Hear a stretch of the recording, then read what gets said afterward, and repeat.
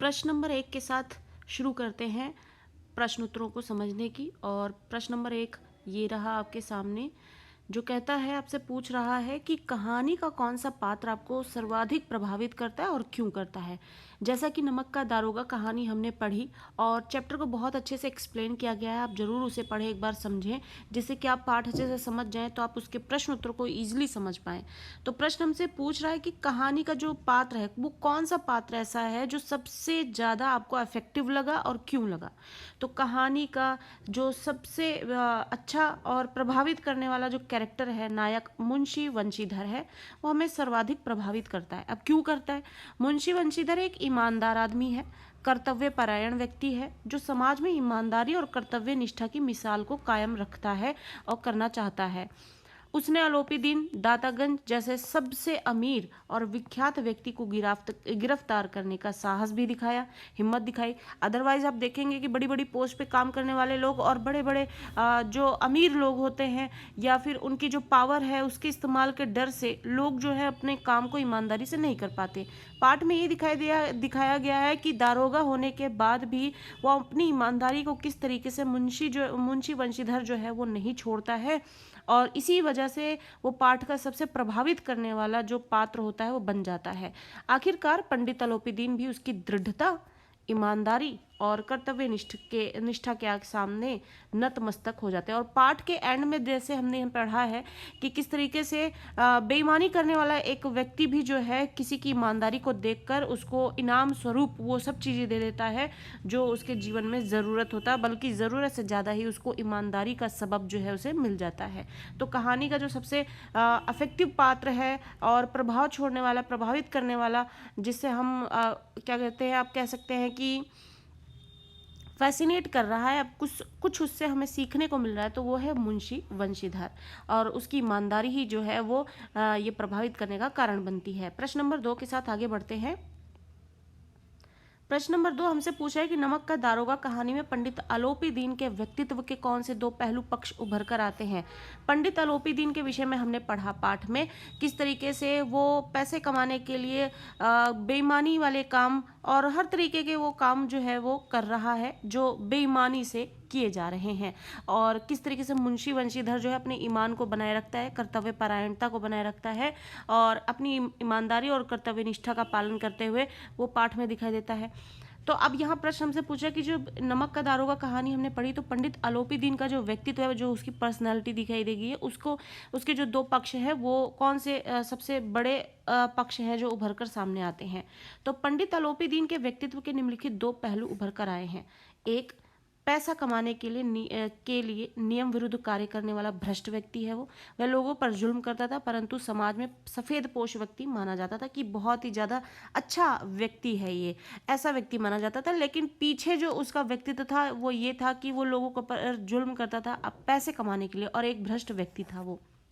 ये उसके दोगले चरित्र को उजागर करता है। दोगला चरित्र का मतलब आगे कुछ है पीछे कुछ है, जैसे कि आलोपीदीन अपने धन के बल पर सभी वर्गों के लोगों को खरीदकर अपना गुलाम सामान बना रखा था, और उसके पैसों के आगे हर कोई झुक जाता था, उसका गुलाम बन जाता था। लेकिन ये मुंशी वंशीधर के साथ नहीं हो पाता है। और दूसरा जो पॉइंट है वो ये कि कहानी के अंत में उसका उज्जवल चरित्र भी सामने आता है कि ईमानदारी और धर्मनिष्ठा के गुणों की कद्र करने वाला व्यक्ति, जैसे कि वह अंत में वंशीधर के घर जाकर उससे माफ़ी मांगता है और उसे अपना मैनेजर भी बना देता है। तो इस तरीके से ये उसके बहुत ही विरोधाभासी दो व्यक्तित्व के पक्ष जो है उभर कर आते हैं कि एक जहाँ पे वो भ्रष्ट व्यक्ति के रूप में है, दूसरा जहाँ पर वो एक ईमानदार व्यक्ति की इज्जत करता है, समझता है कि ईमान कितनी बड़ी चीज़ है। प्रश्न नंबर 3 के साथ आगे बढ़ते हैं। प्रश्न नंबर 3 हमसे पूछ रहा है, कहानी के लगभग सभी पात्र समाज की किसी न किसी सच्चाई को उजागर करते हैं। जब कहानी हमने पढ़ी नमक का दारोगा, तो उसमें बहुत सारे जो कैरेक्टर्स हैं वो समाज का कोई ना कोई एक पक्ष लेकर आ रहे हैं हमारे सामने, जिससे हम समाज को समझ पाते हैं। अब आप मुंशी वंशीधर के जो पिता हैं उनका जब कैरेक्टर देखेंगे तो वो समझाते हुए नजर आते हैं कि जो सरकारी नौकरी है उसे करना बहुत ज़रूरी है। एक तो ओहदा मिलता है, दूसरा पैसा मिलता है, और पैसा भी उसमें जो कि ऊपरी कमाई है, क्योंकि जो खर्चे हैं वो सैलरी से नहीं चलते हैं। और घर में जो दो लड़कियां हैं वो यहाँ पर अपना एक विचार दिखाते हुए नजर आते हैं, जिससे समाज हमें दिखता है। जो कहते हैं घर में लड़कियां हैं जो घास फूस की तरह बढ़ती जा रही हैं और उनकी शादी ब्याह भी करनी है। और इस तरीके से मुंशी वंशीधर जो ईमान अपना लेकर साथ में चलता है। आलोपी दीन के विषय में दिखा है कि वो भ्रष्ट व्यक्ति है, किस तरीके से बाकी लोग जो है वो किस तरीके से आलोपी दीन के पैसों के आगे झुक जाते हैं, उसके गुलाम बन जाते हैं। तो हर कोई व्यक्ति जो है समाज का एक चेहरा दिखा रहा है। तो निम्नलिखित पात्रों के संदर्भ में हमें पाठ के उस अंश को उद्धृत करते हुए बताना है कि समाज की किस सच्चाई को उजागर कर रहा है। अब इन एक एक करके इन सब का हमें बताना है कि इनसे हमें समाज का कौन सा चेहरा दिखता है। वृद्ध मुंशी के जरिए, वृद्ध मुंशी जो है वो समाज में धन को महत्वता देने वाले भ्रष्ट व्यक्ति हैं। वो अपने बेटे को ऊपरी आय बनाने की सलाह देते हैं और कहते हैं कि मासिक वेतन तो पूर्णमासी का चांद है। पूर्णमासी का चांद जो थोड़ी देर के लिए रहता है, जो एक दिन दिखाई देता है और घटते घटते लुप्त हो जाता है, गायब हो जाता है। ऊपरी आय बहता हुआ स्रोत है जिससे सदैव प्यास बुझती रहती है। और ऊपरी आय जो बाहर की कमाई है वो एक झरने की तरह है, जो झरना कभी रुकता नहीं है, वो उस झरने का पानी कभी खत्म नहीं होता। तो ये वृद्ध मुंशी जो है वो अपने कैरेक्टर के माध्यम से यहाँ पर हमें एक समाज का चेहरा दिखा रहे हैं। दूसरा, वकील जो है, आजकल जैसे धन लूटना ही वकीलों का धर्म बन गया। वकील धन के लिए गलत व्यक्ति के पक्ष में लड़ते हैं। मजिस्ट्रेट के आलोपी दीन के हक में फैसला सुनाने पर वकील खुशी से उछल पड़ता है। और शहर की जो भीड़ है, शहर की भीड़ दूसरों के दुखों में तमाशे जैसा मजा लेती है। पाठ में एक स्थान पर कहा गया है कि भीड़ के मारे छत और दीवार में भेद ना रह गया। तो जो भीड़ है उसकी वजह से जो छत है और दीवार का भेद ही नहीं रह जाता, अन्यथा छत और दीवार में काफ़ी भेद है। तो इस तरीके से यहाँ पर जो शहर की भीड़ दिखाई गई है वो दूसरों के दुखों में तमाशे जैसे मजा लेने वाली चीज़ जो है उसके रूप में दिखाई गई है। प्रश्न नंबर 4 के साथ आगे बढ़ते हैं। निम्नलिखित पंक्तियों को ध्यान से पढ़ना है पहले हमें, जो कि पाठ से ही ली गई है। नौकरी में ओहदे की ओर ध्यान मत देना। अब यहाँ पर जो मुंशी वंशीधर है उनके पिता मुंशी वंशीधर को यहाँ पे कुछ समझाते हुए नजर आ रहे हैं। वो कहते हैं नौकरी में ओहदे की टेंशन मत लेना कि तुम कौन सी पोस्ट पे काम कर रहे हो, यह तो पीर का मजार है। निगाह चढ़ावे पर रखना और चादर पर रखना। ऐसा काम ढूंढना जहां कुछ ऊपरी आय हो। मासिक वेतन तो पूर्णमासी का चांद है जो एक दिन दिखाई देता है और घटते घटते लुप्त हो जाता है। ऊपरी आय बहता हुआ स्रोत है जिससे सदैव प्यास बुझती रहती है। वेतन मनुष्य देता है, इसी से उसमें वृद्धि नहीं होती है।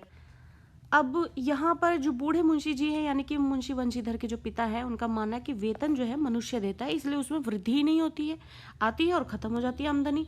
और ऊपरी आमदनी जो है ईश्वर देता है, इसी से उसमें बरकत होती है, बढ़ोतरी होती है। तुम स्वयं विद्वान हो, तुम्हें क्या समझाऊं। और जैसा कि आम जिंदगी में आपने बहुत लोगों को कहते हुए सुना होगा कि बाकी तो तुम खुद समझदार हो, तुम्हें आगे क्या समझाया जाए। अब ये जो पंक्ति है पाठ से लेकर दी गई है और ये बहुत ही महत्वपूर्ण पंक्ति है, इसको आपको समझ ही लेना है क्योंकि इससे संबंधित बहुत सारे प्रश्न बन जाते हैं। अब इससे यह संबंधित यहाँ पे 3 प्रश्न आपको दिए। पहला पूछ रहा है ये किसकी उक्ति है, ये बात किसने बोली है, तो ये उक्ति जो है बूढ़े मुंशी जी की है। दूसरा, मासिक वेतन को पूर्णमासी का चांद क्यों कहा गया है, तो मासिक वेतन जो है वो पूर्णमासी का चांद कहा गया है क्योंकि वह महीने में एक दिन दिखाई देता है और सैलरी भी महीने में एक दिन आती है और फिर घटते घटते लुप्त हो जाती है। फिर जैसे चांद घटते घटते लुप्त हो जाता है वैसे ही वो सैलरी भी जो है धीरे धीरे खर्चों पर खर्च होते होते खत्म हो जाती है। वेतन भी एक दिन आता है, जैसे जैसे माह आगे बढ़ता है वैसे वैसे वह खर्च होता चला जाता है। तीसरा प्रश्न है, क्या आप एक पिता के इस वक्तव्य से सहमत हैं, यानी एज अ पिता क्या ये बच्चों को सिखाना सही रहता है। तो इसका जो उत्तर है वो ये कि जी नहीं, ये चीज़ जो है बिल्कुल भी अपने बच्चों को सिखाने लायक बात नहीं है। मैं एक पिता के इस वक्तव्य से सहमत नहीं हूँ। किसी भी व्यक्ति को भ्रष्टाचार से दूर रहना चाहिए। एक पिता अपने बेटे को रिश्वत लेने की सलाह नहीं दे सकता और ना ही देनी चाहिए। तो इस तरीके से आगे बढ़ते हैं प्रश्न नंबर 5 के साथ। प्रश्न नंबर 5 हमसे पूछ रहा है, नमक का दारोगा कहानी के कोई 2 अन्य शीर्षक बताते हुए उसके आधार को भी स्पष्ट कीजिए। यानी जो हमने कहानी पढ़ी जिसका नाम है नमक का दारोगा, अब वो तो शीर्षक जो है बहुत उचित शीर्षक है, लेकिन इसके अलावा हम 2 और कौन से शीर्षक दे सकते हैं और क्यों दे सकते हैं, क्या वो उचित रहता है। तो एक तो दे सकते हैं ईमानदारी का फल, क्योंकि आखिर में मुंशी वंशीधर को उसकी ईमानदारी और पूरी कहानी में मुंशी वंशीधर की ईमानदारी की चर्चा की गई है। तो ईमानदारी का फल हमेशा हमेशा ही सुखद होता है, सुख देने वाला होता है। मुंशी वंशीधर को भी कठिनाइयां सहने के बाद अंत में ईमानदारी का सुखद फल मिलता ही है। फिर दूसरा है भ्रष्टाचार और न्याय व्यवस्था, ये नाम भी दे सकते हैं क्योंकि यहाँ पे पूरी तरीके से भ्रष्टाचार और न्याय व्यवस्था की बात की गई है। तो इस कहानी में दिखाया गया है कि न्याय के रक्षक वकील कैसे अपने ईमान को बेचकर गलत आलोपी दीन का साथ देते हुए नजर आते हैं। प्रश्न नंबर 6, कहानी के अंत में आलोपी दीन के वंशीधर को मैनेजर नियुक्त करने के पीछे क्या कारण हो सकते हैं, तर्क सहित उत्तर दीजिए। आखिर में जब हम कहानी पढ़ते हैं तो देखते हैं कि जो मुंशी वंशीधर है वो अपने ईमान की वजह से हाथ धो बैठता है हर चीज से, और आलोपी दीन जो अपने पैसे की ताकत से सब कुछ जीत जाता है। लेकिन आलोपी दीन ही वंशीधर के घर आकर उसको मैनेजर नियुक्त करता है और बहुत सारी चीज़ें जो है वो देता नजर आता है। तो इसके पीछे के क्या कारण हो सकते हैं? तो इसके पीछे के जो कारण है वो इस प्रकार है कि कहानी के अंत में आलोपी दीन के वंशीधर को मैनेजर नियुक्त करने के पीछे के जो कारण है वो इस प्रकार है। उसकी ईमानदारी और कर्तव्य निष्ठा जो आलोपी दीन को प्रभावित कर देती है। दूसरा, आत्मग्लानि, गिल्ट होना, वो उसका अनुभव हुआ, उसे फील हुआ कि ये उसने गलत किया है किसी ईमानदार व्यक्ति के साथ। तो ये दो बड़े रीज़न हैं जिसकी वजह से आलोपी दीन को ये फील होता है कि उसके से गलत हुआ है, और ईमानदारी भी कोई चीज़ होती है, उसका फल जो है उसको मिलता है। फिर प्रश्न नंबर 7 के साथ आगे बढ़ते हैं। प्रश्न नंबर 7 पूछ रहा है, दारोगा वंशीधर गैर कानूनी कार्यों की वजह से पंडित आलोपी दीन को गिरफ्तार करता है। जैसे कि हमने पढ़ा कि वंशीधर ईमानदार व्यक्ति है और दारोगा है, और वो गैर कानूनी काम करने की वजह से पंडित आलोपी दीन को गिरफ्तार करता है। बाकी लोग ऐसा कुछ नहीं कर पाते हैं क्योंकि पंडित आलोपी दीन के पावर को वो जानते हैं, उसके पैसे की पावर को सब जानते हैं और कि वो कुछ भी कर सकता है। लेकिन वंशीधर जो कि ईमानदार आदमी है, उसने इन सब चीज़ों की फिक्र नहीं की, और आलोपी दीन की जो गैर कानूनी काम है उसको देखते हुए और उसने उसको यहाँ पर उसकी वजह से गिरफ्तार कराया। लेकिन कहानी के अंत में इसी पंडित आलोपी दीन की सहृदयता पर मुग्ध होकर उसने यहाँ मैनेजर की नौकरी को तैयार हो जाता है। आपके विचार से वंशीधर का ऐसा करना उचित था? आप उसकी जगह होते तो क्या करते? अब उसी आलोपी दीन की वजह से वंशीधर को बहुत कुछ देखना पड़ता है, अपनी नौकरी से हाथ धोना पड़ता है, बाद में उसको अपनी ईमानदारी का सबब भी नहीं मिलता है। लेकिन वही जो है बाद में आलोपी दीन उसके घर जाकर उसको मैनेजर की नौकरी देता है और वंशीधर उसको एक्सेप्ट भी कर लेता है। तो क्या आपकी नज़र में ये चीज़ सही थी? तो वंशीधर का ऐसा करना उचित नहीं था। मैं आलोपी दीन के प्रति कृतज्ञता दिखाते हुए उन्हें नौकरी के लिए मना कर देता, क्योंकि लोगों पर जुल्म करते हुए कमाई हुई बेईमानी की कमाई की रखवाली करना मेरे आदर्शों के विरुद्ध है। और इस तरीके से ये चीज़ क्योंकि आलोपी दीन जो है उसकी कमाई गैर कानूनी तरीकों से ही होती है, तो एक ईमानदार व्यक्ति का अगर वो ईमान की कमाई शुरू कर देता तो शायद उसके यहाँ ये जो मैनेजर की नौकरी ऑफर की गई है वो लेना ठीक रहता। लेकिन ले देकर तो वो कमाई वहाँ पर जो है बेईमानी की ही हो जाती है। इस वजह से ये चीज़ कहीं ना कहीं गलत हो ही जाती है। प्रश्न नंबर 8, नमक विभाग के दारोगा पद के लिए बड़ों बड़ों का जी ललचाता था। अब ये पाठ में शुरू में ही बता दिया गया था कि नमक के जो दारोगा है उस पद के लिए बड़े बड़े लोग जो है उनका जी ललचाता था। हर कोई चाहता था कि वो उसको यही नौकरी करने को मिल जाए, क्योंकि इसमें ऊपरी कमाई बहुत थी। वर्तमान समाज में ऐसा कौन सा पद होगा जिसे पाने के लिए लोग ललायत रहते होंगे और क्यों? अब आज के टाइम में अगर देखा जाए तो आज के टाइम में ऐसी कौन सी जॉब है, ऐसी कौन सी पोस्ट है जिसके लिए लोग ललायत रहते होंगे और क्यों? वर्तमान समाज में ऐसे बहुत सारे पद हैं, आयकर, बिक्री कर, सेल्स टैक्स इंस्पेक्टर आदि। इन्हें पाने के लिए लोग ललायत रहते होंगे क्योंकि इसमें ऊपरी कमाई, रिश्वत मिलने की संभावना ज़्यादा रहती है। ऐसे लोग कर्तव्य की अपेक्षा सुख सुविधा को अधिक महत्व देते हैं, इसलिए ऐसे लोग समाज के विकास के लिए घातक हैं। जहाँ पे भी जिस पे भी लोगों को पता है कि अगर यहाँ पर कुछ ऊपरी कमाई की जा सकती है, हर उस नौकरी के लिए हर कोई जो है ललायत रह सकता है। प्रश्न नंबर 9, पढ़ना लिखना सब अकारथ, अकारथ यानी बेकार गया। मुंशी जी की द्वारा ये बात एक विशिष्ट संदर्भ में कही गई थी, अपने निजी अनुभवों के आधार पर बताइए। अब मुंशी वंशीधर के जो पिता हैं वो बोलते हैं कि सब पढ़ना लिखना बेकार है अगर तुम अच्छी कमाई ना कर सको, इस सेंस में वो बातें बोलते हैं। तो ये किस संदर्भ में कही गई थी? पहला, जब आपको पढ़ना लिखना व्यर्थ लगा हो। जब मैंने देखा कि पढ़े लिखे लोग गंदगी फैला रहे हैं तो मुझे उनका पढ़ना लिखना व्यर्थ लगा। और इसी संदर्भ में आम जिंदगी में पढ़ना लिखना व्यर्थ कब लगता है? जब पढ़े लिखे लोग वो गलत काम करते हैं जो उनके पढ़ने के संदर्भ में देखा जाए तो उनका पढ़ना लिखना बेकार सा लगता है। दूसरा, जब आपको पढ़ना लिखना सार्थक लगा हो, तब ये आपने कब महसूस किया? जब हम पढ़े लिखे लोगों को उनके बच्चों के उज्जवल भविष्य की योजना बनाते हुए देखते हैं तो उनका पढ़ना लिखना सार्थक लगता है। फिर और तीसरा, पढ़ना लिखना को किस अर्थ में प्रयुक्त किया गया होगा, साक्षरता के या फिर शिक्षा? क्या आप इन दोनों को समान मानते हैं? तो दो शब्द है, साक्षरता और शिक्षा। क्या ये दोनों चीज़ें सेम है और आप इनको किस अर्थ में लेते हैं? पढ़ना लिखने को शिक्षा के अर्थ में प्रयुक्त किया गया है और इनमें अंतर, इनमें नहीं, इनमें अंतर है। यदि पुस्तकीय ज्ञान प्राप्त व्यक्ति समाज के लिए अहितकारी है तो उनका पढ़ना लिखना बेकार है। और पढ़ना लिखना तब बेकार माना जाता है जब आप पुस्तकीय ज्ञान लें और उसे आम जिंदगी में अप्लाई करने की जब बारी आती है तो लोग उसको इग्नोर कर देते हैं, तो वहीं पे पढ़ना लिखना सब बेकार हो जाता है। तो अप्लाई जब तक चीज़ों को आप नहीं कर रहे हैं तो वो पढ़ने लिखने का, रीडिंग करना ही, बुक को अगर आप एक चैप्टर पढ़ रहे हैं और आप सिर्फ रीडिंग करते चले जा रहे हैं तो क्या आपको वो यूज़फुल आपके लिए रहेगा? बिल्कुल नहीं रहेगा। लेकिन आप उसे पढ़कर समझ रहे हैं तब वो आपके लिए यूज़फुल रहेगा। ऐसे ही जब आप कुछ भी पढ़ रहे हैं अपनी लाइफ में, 15 साल, 16 साल, 18 साल, 20 साल पढ़ रहे हैं और आपने उसको अपनी आम जिंदगी में अप्लाई नहीं किया तो वो बेकार है आपके लिए। फिर तो बुक रीडिंग टाइप में ही हो गया आपकी स्टडीज़। तो इस तरीके से पढ़ना लिखना जो है इस तरीके से बेकार माना जाने लगता है। प्रश्न नंबर 10, लड़कियां हैं वह घास फूस की तरह बढ़ती चली जाती हैं। वाक्य समाज में लड़कियों की स्थिति की किस वास्तविकता को प्रकट करता है? ये जो पंक्ति पाठ में बोली गई है ये लड़कियों की क्या स्थिति दर्शा रहा है समाज में और लोगों की सोच कैसी दिखा रहा है? ये कथन समाज में लड़कियों की उपेक्षित, यानी कि जो अच्छी एक वैल्यू ना सेट करता हो, अच्छी स्थिति को दर्शाता नहीं है, उपेक्षित स्थिति को दर्शा रहा है। लड़कियों को बोझ माना जाता है, उनकी उचित देखभाल नहीं की जाती, उन्हें लड़कों से कमतर आंका जाता है। नहीं तो उनको भी जितना है आपके पास, जितना भी आप कर सकते हैं उस पर ही आप बच्चों को समझाकर उन्हें पढ़ा लिखा सकते हैं, उन्हें अपने पैरों पे खड़ा होने की सलाह दे सकते हैं, सिखा सकते हैं, कोशिश करवा सकते हैं। घास फूस की तरफ बढ़ रही है और उनका फिर एक समय रहते शादी कर देना, ये एक पिछड़ी मानसिकता को दर्शाता हुआ नजर आता है। प्रश्न नंबर 11 लेते हैं। इसलिए नहीं कि अलोपी दीन ने क्यों यह कर्म किया, बल्कि इसलिए कि वह कानून के पंजे में कैसे आए। ऐसा मनुष्य जिसके पास असाध्य करने वाला धन और अनन्य वाचलता हो। अनन्य वाचलता यानी ऐसी बात करने वाला, आपने बहुत लोगों को ऐसा देखा होगा कि ऐसी बातें करते हैं कि उनसे जीत पाना मुश्किल है, तो वो अनन्य वाचलता है। असाध्य करने वाला धन यानी कि वो धन जिसको आप जिसको कोई दूसरा नहीं ले पा सकता, वह क्यों कानून के पंजे में आए। प्रत्येक मनुष्य उनसे सहानुभूति प्रकट करता था। अपने आसपास अलोपी दीन जैसे व्यक्तियों को देखकर आपकी क्या प्रतिक्रिया होगी, उपर्युक्त टिप्पणी को ध्यान में रखते हुए लिखें। पाठ में हमने पढ़ा है कि हर कोई व्यक्ति अलोपी दीन के पावर से डरता है और वो गैर कानूनी काम करता है और इसलिए उसके ऊपर कोई उंगली नहीं उठाता।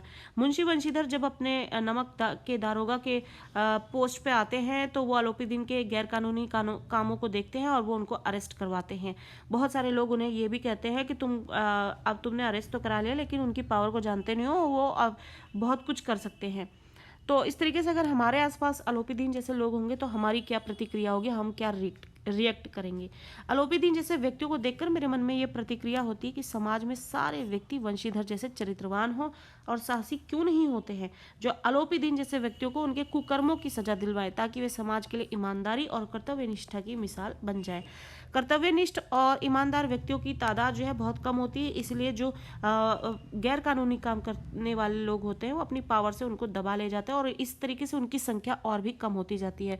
और अलोपी दीन जैसे व्यक्तियों को देखकर मन में यही बातें आती हैं, विचार आते हैं कि वंशीधर जैसे लोगों की तादाद ज़्यादा होनी चाहिए, ताकि जैसे अलोपी दीन जैसे लोग जो हैं उनकी तादाद ना बढ़ सके। प्रश्न नंबर 1 के साथ फिर से आगे बढ़ते हैं। यहाँ पर नौकरी में ओहदे की ओर ध्यान मत देना, यह तो पीर की मजार है, निगाह चढ़ावे और चादर पर रखनी चाहिए। ये पाठ से ली हुई पंक्ति है जिसमें बूढ़े मुंशी जी यानी कि वंशीधर के पिता ये समझाते हैं कि पोस्ट की ओर ध्यान मत दो, कमाई कितनी और कहाँ से आ रही है उस पर ध्यान देना है, क्योंकि पोस्ट जो है पीर की मजार की तरह होती है।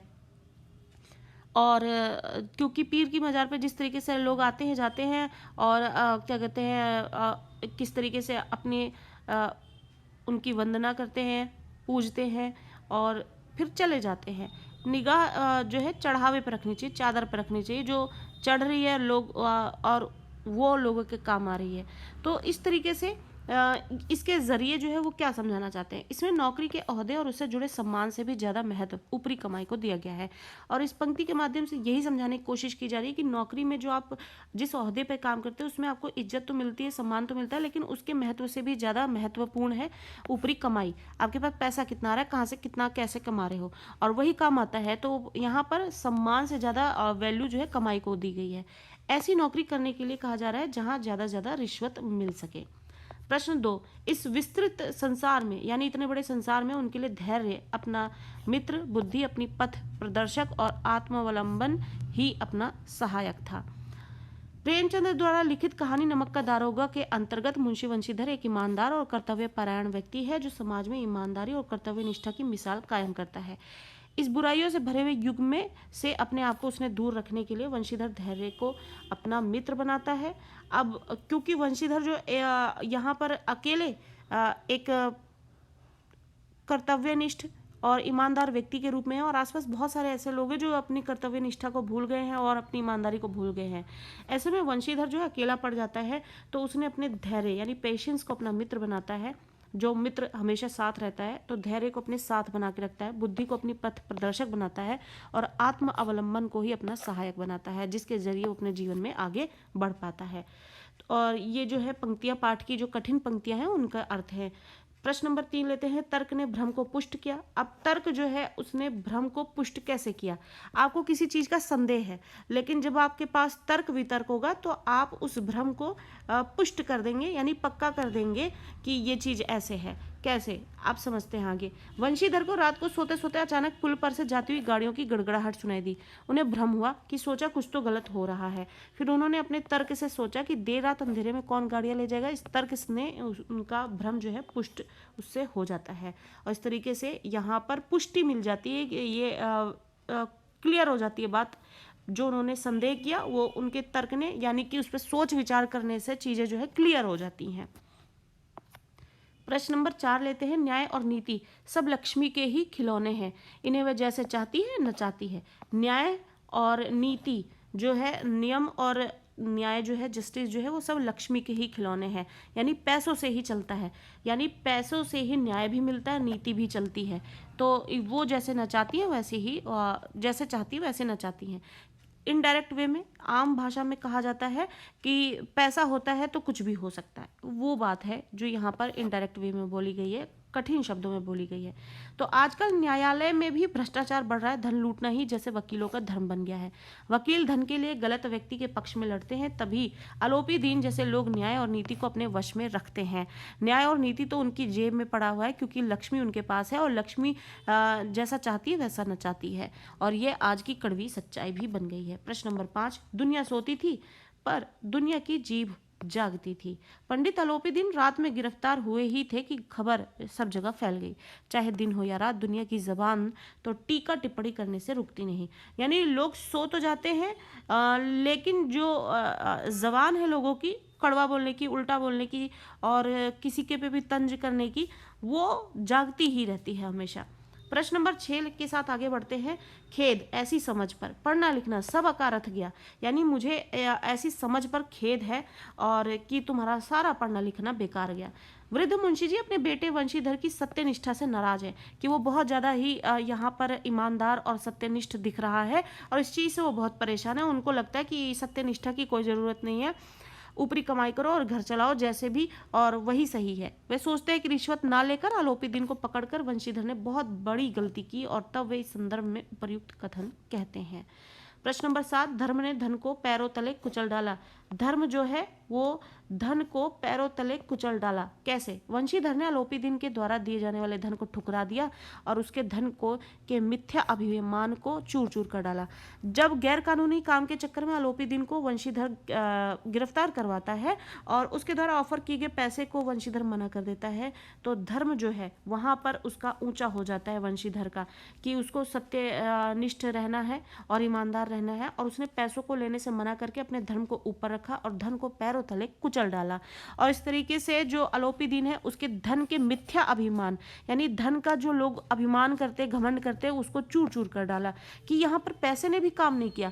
और आलोपी दीन को यही घमंड था, क्योंकि उसको पता था कि पैसों से हर काम किया जा सकता है। लेकिन कुछ लोग ऐसे भी होते हैं जो इतने ईमानदार होते हैं, सत्यनिष्ठ होते हैं कि पैसों के आगे वो बिल्कुल नहीं झुकते हैं।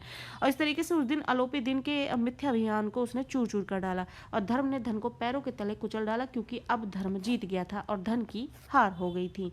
प्रश्न नंबर 8। न्यायालय के मैदान में धर्म और धन में युद्ध ठन गया। जब बात न्यायालय तक पहुंच गई आलोपी दीन और वंशीधर के साथ, तो न्यायालय का मैदान था, वहां पे धर्म के नाम पर वंशीधर खड़ा था और धन के नाम पर आलोपी दीन खड़ा था, और दोनों में ही युद्ध चल रहा था। कौन जीतेगा ये समय बता रहा था।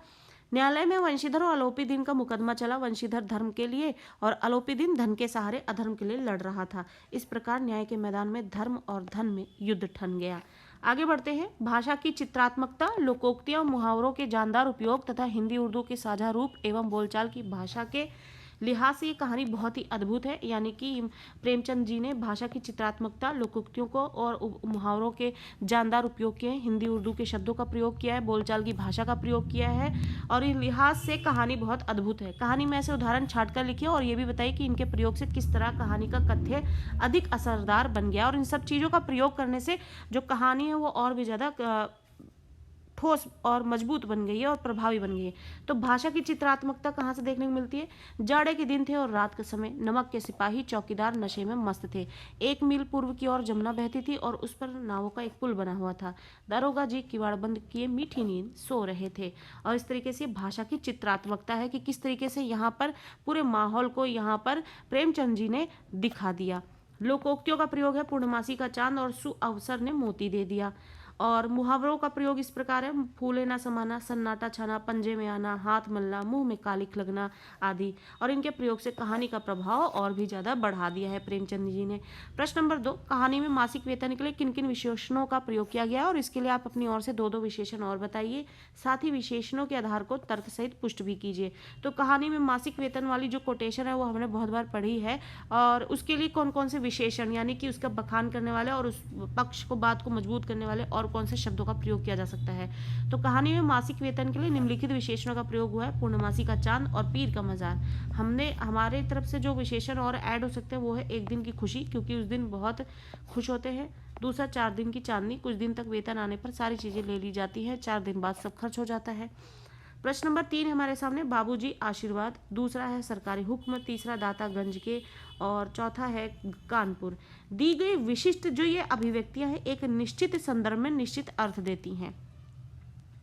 इन सब का प्रयोग हुआ है कहानी में और ये एक निश्चित अर्थ देती हैं। संदर्भ बदलते ही अर्थ भी परिवर्तित हो जाता है और जैसे ही इसका संदर्भ तरीका बदला जाता है उसी तरीके से उसका अर्थ भी बदल जाता है। अब आप किसी अन्य संदर्भ में इन भाषिक अभिव्यक्तियों का प्रयोग करते हुए हमें दिखाना है।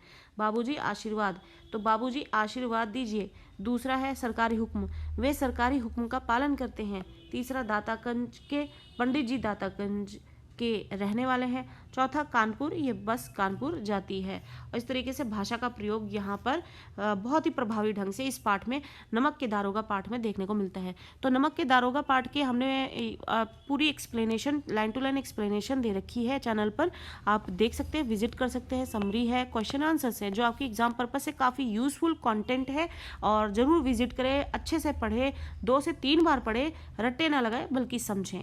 और इसी तरीके से चैनल के साथ बने रहें जिससे कि आपको टाइमली अपडेट्स मिल सके कि चैनल आपको कौन सा कंटेंट प्रोवाइड करने वाला है और आप अपने एग्जाम के नज़रिए से उनकी प्रिपरेशन अच्छे से कर सके और अच्छा स्कोर कर सके। वीडियो आपको हेल्प कर रही है तो जरूर इसे लाइक करें, ज़्यादा से ज़्यादा शेयर करते रहें और चैनल को सब्सक्राइब करना ना भूलें। Thank you.